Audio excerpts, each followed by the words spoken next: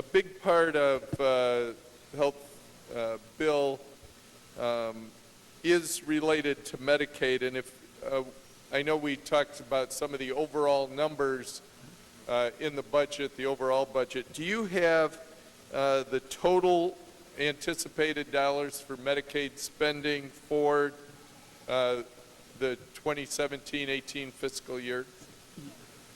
65 billion, I'm sorry. 65 billion is the total. And do you have what the state share? Do you have what the state share and the local share would be? 23 billion. 23 billion for the state? Yes. And do we have a local share too? 8 billion. 8 for local, 23 state, and then the remaining 34 is federal.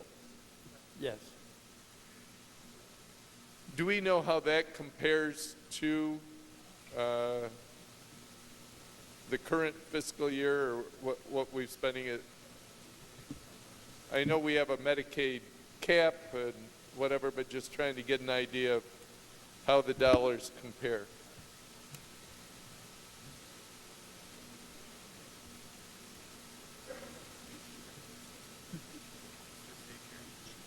I can give you the state share of Medicaid. For 17-18, the share Medicaid expenditures are projected to total 19 billion, an increase of 1.2 billion or 6.7% from 2016-17.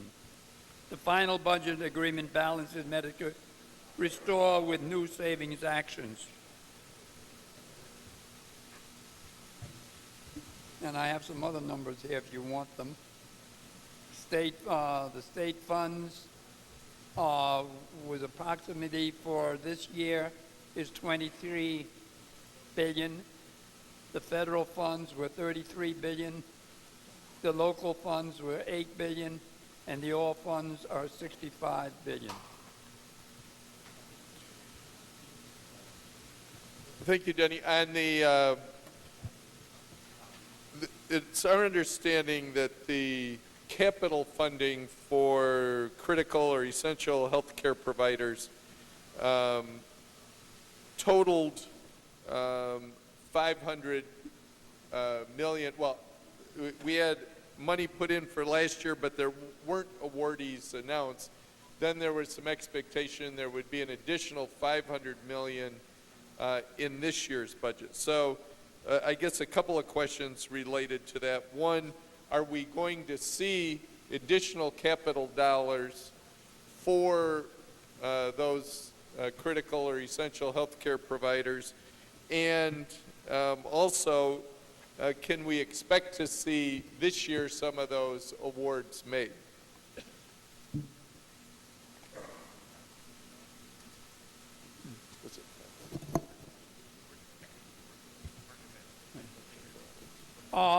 We anticipate, and that before we're finished, it'll be another bill. About 500 million will be in that. About 500 million will be there, and so that would be on top of the money that we approved last year. So we would have authorization. The expectation is, or those providers could have an expectation that there will be awards in the upcoming year. Do we have any sense on that, when they might hear about those, or no? Because we never got to that in the current fiscal year. Well, there are going to be two award givings. One will be in a couple of months. And don't ask me what a couple of months. What a couple of months means. Understood. Jumping to, I know we talked a little bit about it in the extender, the funds for the direct care workers. The language would suggest here the authorization to give $55 million for increasing the salaries of direct care workers. Are we going to see authorization for $55 million in this budget? Not Well- in this one, but we'll see it in the money. This year, because of the way we're doing it, there's going to be 14 million that is going to come in because we're only in this year, coming in the year we're in now. We will start in January, so we're doing the last quarter. So it's a quarter of it. And then we'll have 2 years of full time, and then we'll have another tail like that. So the increase will not start until January of 2018. Right, yes, and it'll be 2 years complete. So even though we're giving authorization for the 55, we won't see the 55 until the next fiscal year, Yeah, in right. essence. A couple questions related to fresh water and clean water. I know we've had comments back and forth on we are going to do some borrowing or have resources available for a Clean Water Infrastructure Act, $2.5 billion. But we're not going to go to the voters to ask for that approval. It just seems to me, our good colleague, Mr. Goodell, has raised that certainly with you before, but why in this situation, it's agreed upon that we should do it from a number of different ways. Why not just go and get the voter approval as opposed to doing it this way where it's authority-driven and, in essence, backdoor borrowing? I think it is that, but I would say that when you're dealing with some of the water problems, you want to be able to get it immediately. To go through I'm got to be very careful I say this, but timing would be a problem.